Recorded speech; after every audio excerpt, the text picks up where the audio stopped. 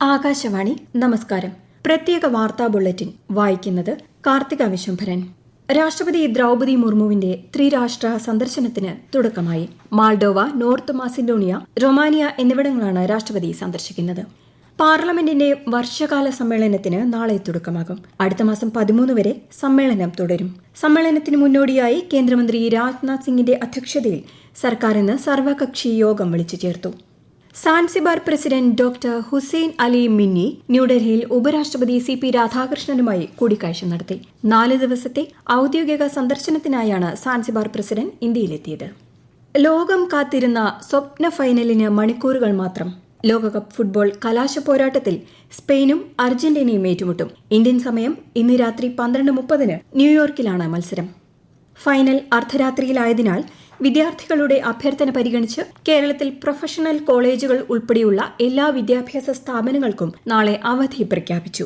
Final വലിയ സ്ക്രീനിൽ കാണാനും ആരാധകർക്ക് അവസരമൊരുക്കിയിട്ടുണ്ട്.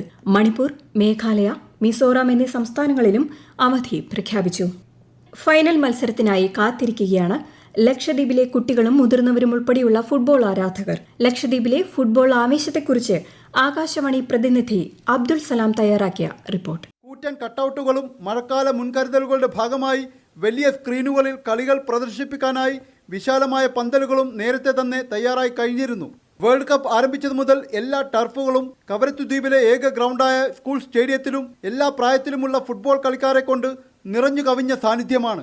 ഗ്രൗണ്ടിൽ ഇറങ്ങിയവരെക്കാളും പുറത്ത് തങ്ങളുടെ അവസരങ്ങൾ കാത്തു നിൽക്കുന്നവരാണ് കൂടുതലും. ഫുട്ബോൾ കളിയിൽ ആൺകുട്ടികളെക്കാളും ഒട്ടും മോശക്കാരല്ല തങ്ങളെന്ന് തെളിയിച്ചുകൊണ്ട് ഇന്റർനാഷണൽ വനിതാ സുബ്രതോ മുഖർജി ക്വാളിഫയിംഗ് മത്സരങ്ങൾ കളിക്കാനായി ലക്ഷദ്വീപിലെ പെൺകുട്ടികളുടെ ഫുട്ബോൾ ടീം അംഗങ്ങളും ഗ്രൗണ്ടിൽ പരിശീലനത്തിലാണ്.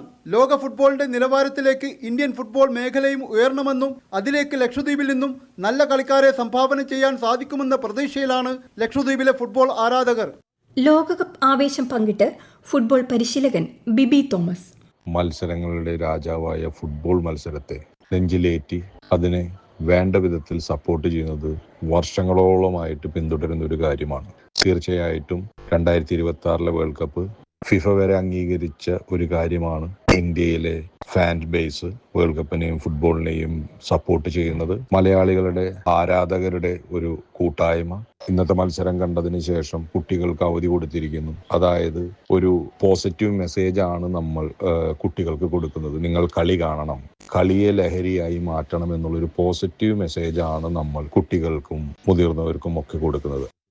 ഇംഗ്ലണ്ടിനെതിരായ പുരുഷ ഏകദിന ക്രിക്കറ്റ് പരമ്പരയിലെ 3ാം മത്സരത്തിൽ ഇന്ത്യക്ക് 388 റൺസ് വിജയലക്ഷ്യം. ആദ്യം ബാറ്റ് ചെയ്ത ഇംഗ്ലണ്ട് 3 വിക്കറ്റ് നഷ്ടത്തിൽ 387 റൺസ് നേടി. ജമ്മുകശ്മീരിൽ കനത്ത മഴയെ തുടർന്നുണ്ടായ ഉരുൾപൊട്ടലിലും മിന്നൽ പ്രളയത്തിലും 11 പേർ മരിച്ചു. നിരവധി പേരെ കാണാതായി. മോശം കാലാവസ്ഥ തുടരുന്നതിനാൽ വൈഷ്ണോദേവി തീർത്ഥയാത്ര നിർത്തിവച്ചിരിക്കുകയാണ്. കേരളത്തിൽ വിവിധയിടങ്ങളിൽ ഇന്നും നാളെയും ഇടിമിന്നലോട് കൂടിയ മഴയ്ക്കും ശക്തമായ കാറ്റിനും സാധ്യതയുണ്ടെന്ന് കേന്ദ്ര കാലാവസ്ഥാ വകുപ്പ്. ഇന്ന് എറണാകുളം, തൃശൂർ, പാലക്കാട്, മലപ്പുറം, കോഴിക്കോട്, വയനാട്, കണ്ണൂർ, കാസർഗോഡ് ജില്ലകളിൽ മഞ്ഞ ജാഗ്രത പ്രഖ്യാപിച്ചു. കള്ളക്കടൽ പ്രതിഭാസത്തിന്റെ ഭാഗമായി തിരുവനന്തപുരം, കൊല്ലം, ആലപ്പുഴ ജില്ലകളിലെ തീരങ്ങളിലും കന്യാകുമാരി തീരത്തും നാളെ ഉയർന്ന തിരമാലയ്ക്കും കടലാക്രമണത്തിനും സാധ്യതയുണ്ടെന്ന് ദേശീയ സമുദ്രസ്ഥിതി പഠന ഗവേഷണ കേന്ദ്രം അറിയിച്ചു. സെൻസസ് 2027ന്റെ ഭാഗമായുള്ള വിവരശേഖരണം കേരളത്തിൽ പുരോഗമിക്കുന്നു. ഈ മാസം 30 വരെയാണ് എന്യൂമറേറ്റർമാരുടെ ഭവന സന്ദർശനം. വീടുകളുടെ സെൻസസും പട്ടികപ്പെടുത്തലുമാണ് ഈ ഘട്ടത്തിൽ നടക്കുന്നത്. അടുത്ത വർഷം ഫെബ്രുവരിയിലാണ് ജനസംഖ്യാ കണക്കെടുപ്പ്. പ്രധാനമന്ത്രി നരേന്ദ്രമോദി ആകാശവാണിയിലൂടെ ജനങ്ങളുമായി ആശയങ്ങൾ പങ്കുവയ്ക്കുന്ന പ്രതിമാസ റേഡിയോ പ്രഭാഷണ പരിപാടി മൻ കി ബാത്തിന്റെ 136ാം പതിപ്പ് ഈ മാസം 26-ന്. പരിപാടിയിലേക്കുള്ള ആശയങ്ങളും നിർദ്ദേശങ്ങളും നമോ ആപ്പ്, മൈ ഗവ് എന്നിവയിലൂടെയും 1801178000 എന്ന ടോൾ ഫ്രീ നമ്പറിലൂടെയും ഈ മാസം 24 വരെ പങ്കുവയ്ക്കാം. ആറന്മുളയിൽ പാർത്ഥസാരഥി ക്ഷേത്രത്തിലെ പ്രസിദ്ധമായ വഴിപാട് വള്ളസദ്യ കാലത്തിന് തുടക്കമായി. വള്ളസദ്യ സെപ്റ്റംബർ 16 വരെ തുടരും. പ്രത്യേക വാർത്താ ബുള്ളറ്റിൻ കഴിഞ്ഞു. അടുത്ത വാർത്താ പ്രക്ഷേപണം നാളെ രാവിലെ 6:45-ന്.